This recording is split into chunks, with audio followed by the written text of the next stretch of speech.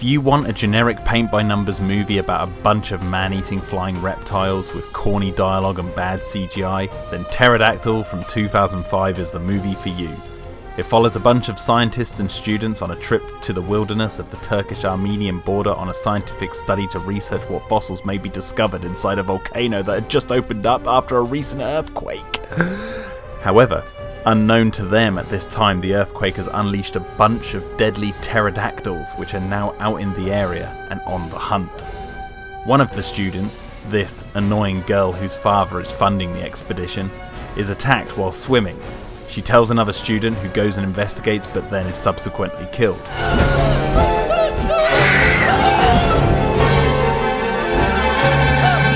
The professors don't believe the girl at first because she's such a stupid character, but eventually they realise she was telling the truth.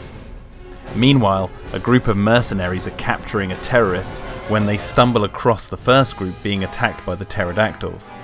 They rescue them, with some fatalities, and then have to team up to fight for survival, seeking shelter inside a log cabin. Now, I've seen a lot of sci-fi movies that are bad. Some are funny because they're awful, others are awful because they're boring. Those are the worst kind. Pterodactyl is pretty standard, but good for sci-fi produced movie standards. It's got some funny B-movie moments and one-liners. You need to be bones again. And for the most part, it's competently made, with some rather shocking and disturbing moments, like when this soldier is being eaten alive by baby pterodactyls. Damn, it's like something out of Day of the Dead. I was half expecting these pterodactyls, and yes, I'm going to be calling them pterodactyls. I mean, that's what they call them in the film, even though they're obviously pteranodons. Anyway, I was expecting them to be solely brought to life with CGI, but there were a few moments when they utilised some practical effects, which was a welcome surprise.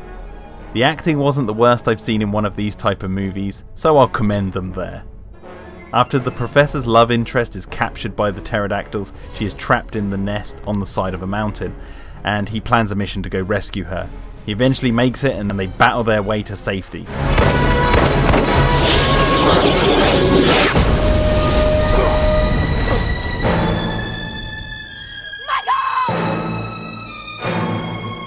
The film ends with the camera zipping through the caves of the mountain to reveal a bunch of new eggs and a living Allosaurus which emerges from the dark, leaving it open for a sequel that never came.